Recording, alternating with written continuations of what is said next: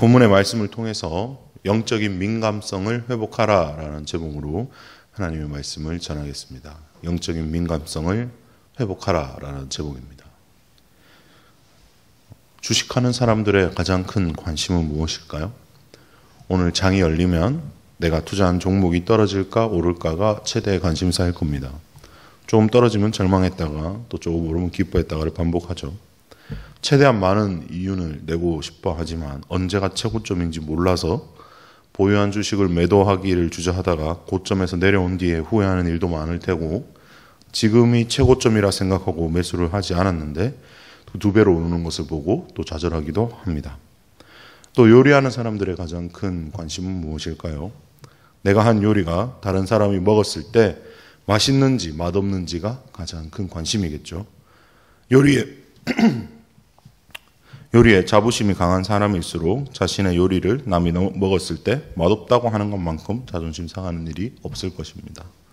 누가 먹어도 맛있는 요리를 만드는 것이 요리하는 사람들의 관심사겠죠. 시험을 준비하는 사람들의 가장 큰 관심사는 무엇일까요? 출제 동향이 되겠죠. 여러 가지 자료들을 수집하고 이 문제가 언제 몇 번 반복됐고 어떤 게 중요하고 내가 부족한 영역은 무엇인지 찾고 준비해서 만반의 준비를 하고 시험을 보는 것이 가장 큰 관심사일 겁니다. 주식하는 사람들이 가장 큰 관심이 주식장의 등락인 것처럼, 또 요리하는 사람들의 관심이 또 그 자신의 요리의 맛인 것처럼, 또 시험을 준비하는 사람들의 관심이 시험에 있는 것처럼 그리스도인의 관심사는 무엇이 되어야 하겠습니까? 그렇습니다. 그리스도인의 관심사는 예수 그리스도여야 합니다. 오늘 예수님을 보면서도 이 예수님에 대한 관심이 서로 달랐던 사람들이 나옵니다. 이 사람들은 각각 다른 영적인 흐름을 보여주고 있는데요. 본문을 통해서 우리는 어떤 교훈과 통찰을 얻을 수 있는지 함께 살펴보도록 하겠습니다. 첫 번째 주안점입니다. 첫 번째 주안점은 악하고 음란한 바리새인과 사두개인들입니다. 본문 1절부터 4절까지의 주안점인데요. 본문은 14장에서 오병이어의 기적을, 그리고 15장에서 칠병이어의 기적이 일어난 직후에 일어난 일들을 기록하고 있습니다. 즉 바리새인들과 사두개인들은 예수님께서 기적을 행하신 것을 잘 알고 있는 상황이에요. 그러나 예수님께 와서 예수님을 시험하기 위해 표적을 보여주기를 청했다라고 이야기합니다. 이들은 어떤 자입니까? 바리새인들은 이미 잘 아시다시피 극단적인 보수주의자들로서 신앙적 전통과 율법의 의식을 철저히 지키는 사람들이었습니다. 반면 사두개인들은 공회의 주요한 자리를 차지하고 있었으며 영적인 가치보다는 명예와 물질적 소득 등에 편승하기를 좋아하는 사람들이었습니다.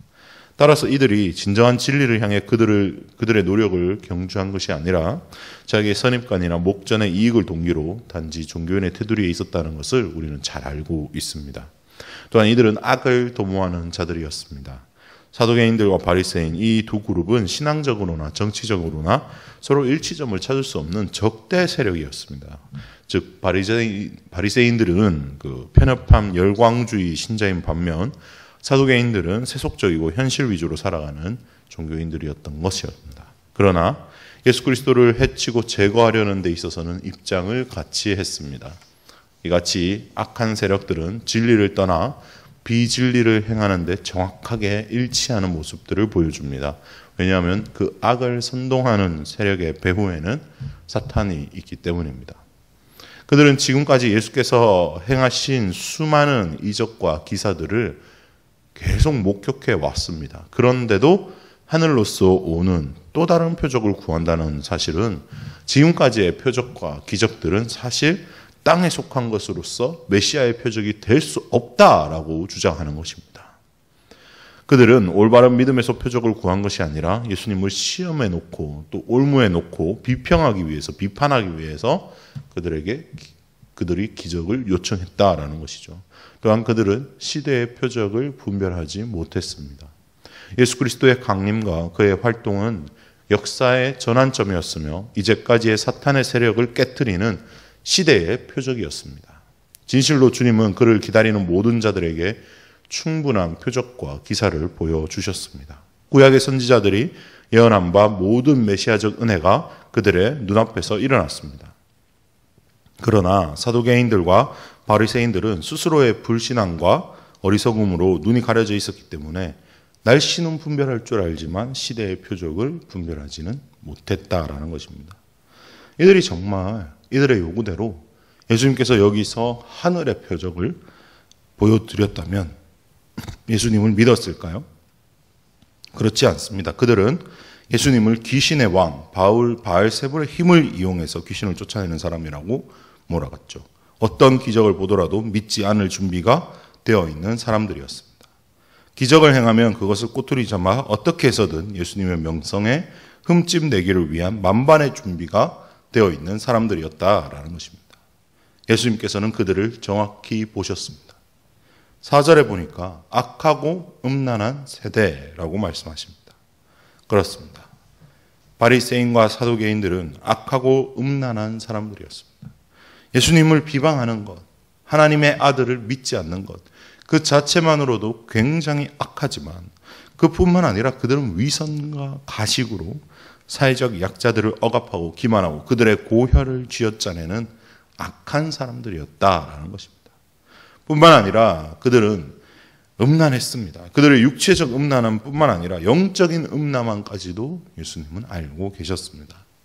바리새인들은 실제로 마음은 경건하지 않은데 경건해 보이고 싶어서 거리에 서서 큰 소리로 기도하는 모습과 티를 내며 금식하는 모습들을 꾸짖으시며 하나님과 상관없는 자들이다라고 말씀하셨습니다. 그들은 왜 이렇게 예수님을 미워했을까요? 바로 자기의 자리를 뺏긴다고 생각했기 때문입니다. 바리새인과 사두개인들은 당시 유대 종교 지도자로서 사람들의 존경과 또 명예, 권력을 갖고 있던 사람들이었습니다. 그런데 듣도 보도 못한 젊은 청년이 나타나서 자기가 하나님의 아들이다라고 하면서 기적을 행하는데 사람들이 전부 다 그쪽으로 몰려갔기 때문이죠. 근데 봤더니 그를 따르는 그 예수라는 청년을 따르는 사람들이 금식도 안 하고 심지어 예수라는 청년은 안식일에 사람도 고치고 세리와 창녀들의 친구로 지내고 율법을 막 마음대로 어기고 다니면서 오히려 자기네들을 독사의 자식이다라고 몰아가고 있습니다. 그런데 사람들이 다 거기에 속아서 자기네들을 더 이상 존경하지도 따르지도 않는다라고 생각을 하니까 기가 찰 노릇이죠. 그래서 예수님을 죽여야겠다고 생각하는 것입니다. 자신의 잘못이 드러났으면 회개하고 천국에 들어갈 기회를 얻으면 되는데 오히려 적반하장으로 나왔다는 거죠. 사실 오늘 이 바리새인과 사두개인의 모습 속에서 우리 자신의 모습도 발견할 수 있습니다. 예수님을 믿고 예수님을 따른다고 하지만 악하고 음란한 모습을 그대로 발견하는 것입니다.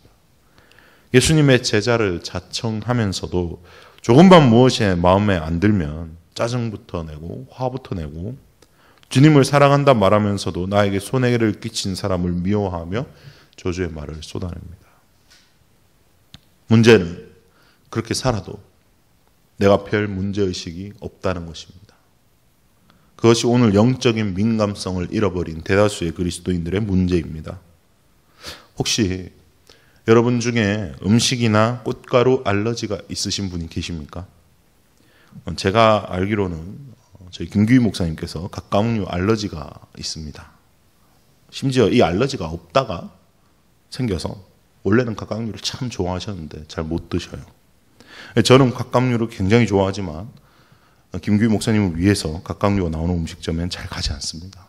어쩌다가 한번 반찬이나 메인으로 각각류가 나올 때면 김규희 목사님께서는 제게 그 음식들을 다 주십니다. 얼마나 사랑이 느껴지는지 모르겠어요. 참 좋아하는 음식이지만 알러지 때문에 드시질 못해요. 제가 무슨 말을 하고 싶으신지 아시겠습니까? 각각류 알러지가 있는 사람은 각각류를 피합니다. 일부러 안 먹어요. 그걸 참 좋아하면서도 내가 위험해지는 것을 알기 때문에 피하는 겁니다. 거듭난 그리스도인도 마찬가지입니다. 죄에 대해서 거듭난 저와 여러분은 죄에 대한 알러지가 있는 사람들이에요. 죄에 대해서 죽은 사람이다 이 말입니다. 죄가 들어오면 내 몸과 영혼이 이 죄에 대해서 민감하게 반응하고 알러지 반응이 올라와야 거듭난 사람이다라는 거예요. 영적인 민감성을 가진 사람들의 반응이다라는 겁니다. 내가 예수님 닮은 사람, 내가 그리스도인의 제자다, 그리스도의 제자다라고 말하고 다니지만 실제로 영적으로 전혀 민감하지 않고 둔감하고 타성에 젖어 있고 죄를 죄로 여기지 않고 내 마음 가는 대로 살아가고 있다면 바리새인과 사두개인, 저와 여러분 다를 것이 없다라는 것입니다. 그러면 어떻게 해야 영적인 민감성을 회복하며 살아갈 수 있겠습니까? 바로 두 번째 주안점이자 핵심 결론입니다. 현상을 보지 말고 본질을 봐야 한다는 거예요. 현상을 보지 말고 본질을 봐야 한다. 오늘 영적 민감성이 떨어진 사람은 이 바리새인과 사두개인뿐만이 아니었습니다. 예수님의 제자들도 영적인 민감성이 떨어져 있었다는 거예요. 제자들이 주님과 함께 배를 타고 사두개인과 바리새인들을 떠나서 건너편으로 가시려고 할 때 주님께서 갑자기 바리새인과 사두개인의 누룩을 조심하라라고 말씀하십니다. 제자들의 반응이 참 재밌어요. 주님이 그렇게 말씀하시자마자 아이고 우리 떡 가져오는 거 잊어버렸네. 그 밥 먹는 거, 그거 가져왔어야 되는데 깜빡했네. 왜 이런 반응이 나왔을까요? 좀 약간 맥락이 이상하지 않습니까? 사실 이들이 건너가려고 하는 갈릴리 건너편 북동 지역에는 거주 인구가 많지 않을 뿐만 아니라 음식을 구하는데 어려움이 많았기 때문에 그 지역으로 여행하는 사람들은 의뢰히 자신의 먹을 양식을 준비하고 배를 탔다고 합니다.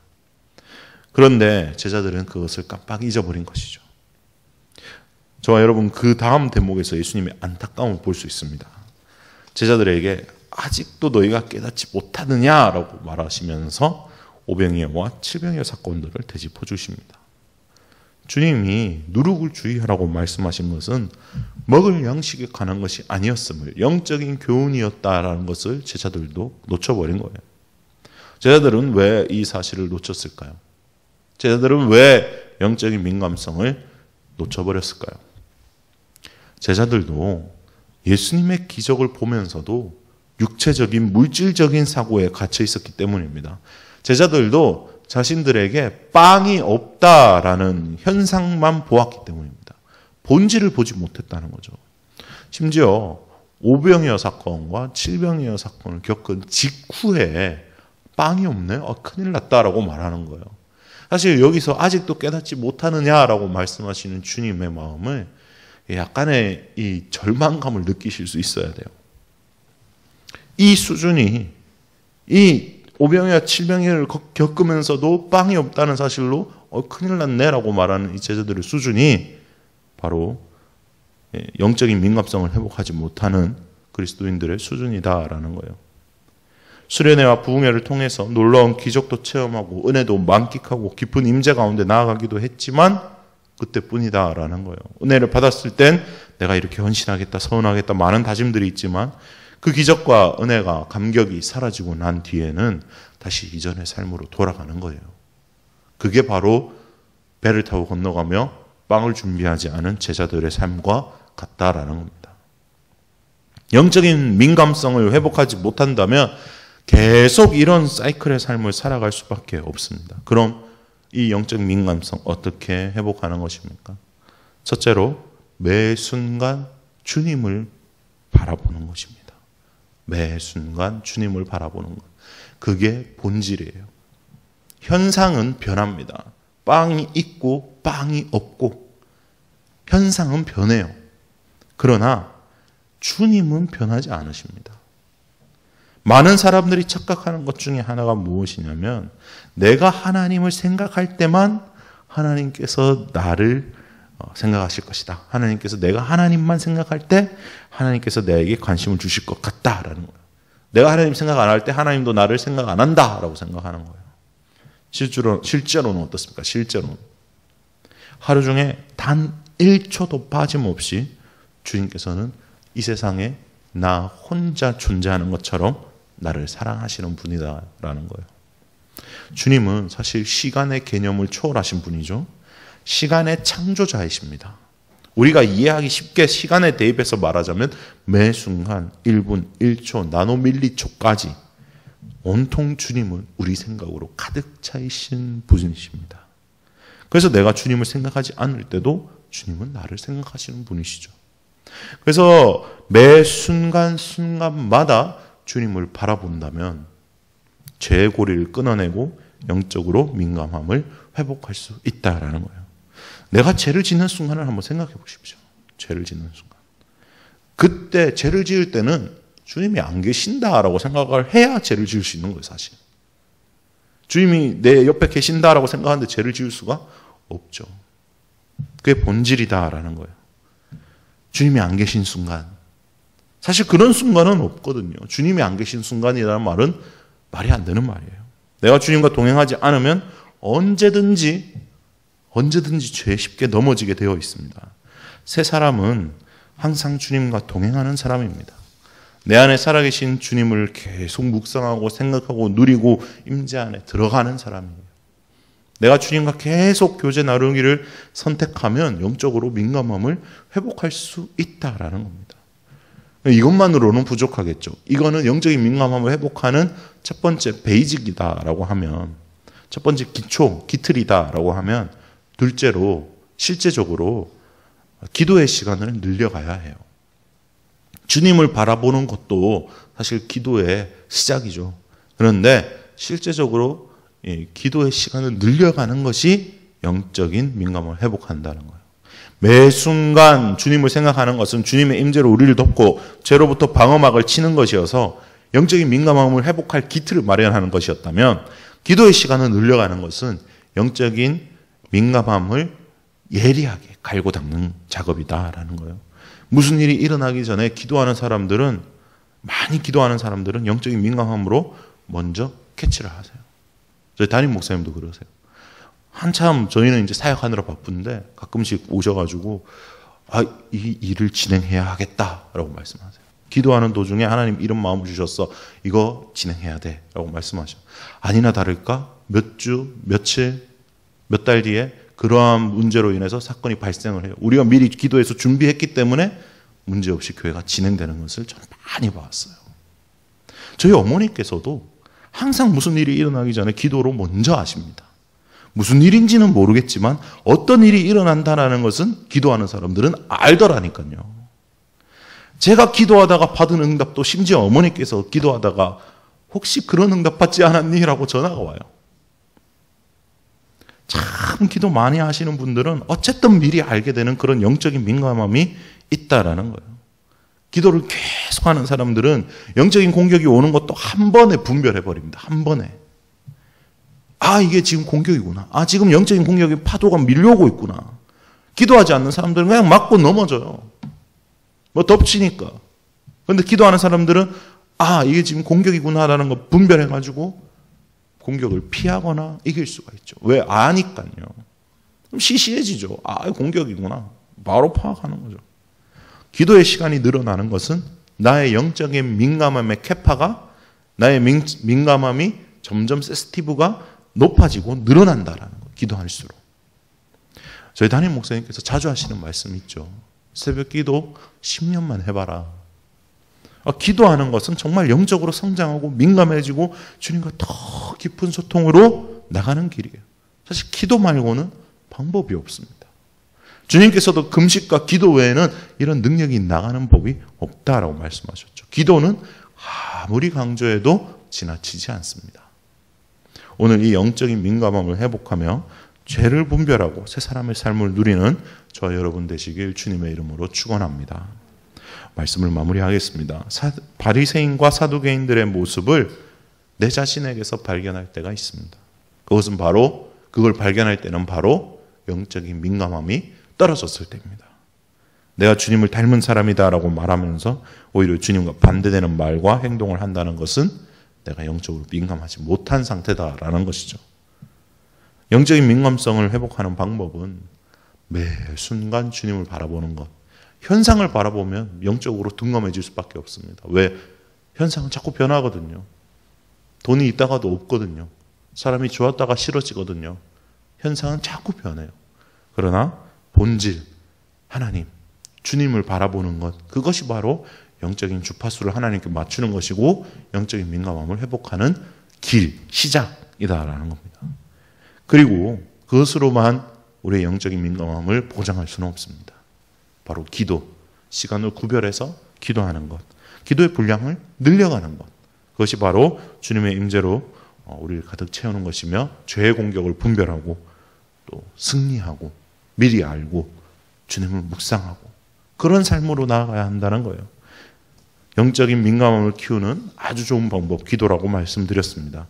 기도하면 영적으로 성장하면서 분별력을 갖추게 됩니다. 이것이 지금 나에게 오는 이것이 하나님께 속한 것인지 사탄에게 속한 것인지 다 알게 되어 있습니다. 그럼 쉽죠. 하나님의 것만 선택하면 되니까요. 오늘 이 영적인 민감함을 키우고 주님과 더 깊은 교제로 나아가는 저와 여러분 되시길 주님의 이름으로 축원합니다.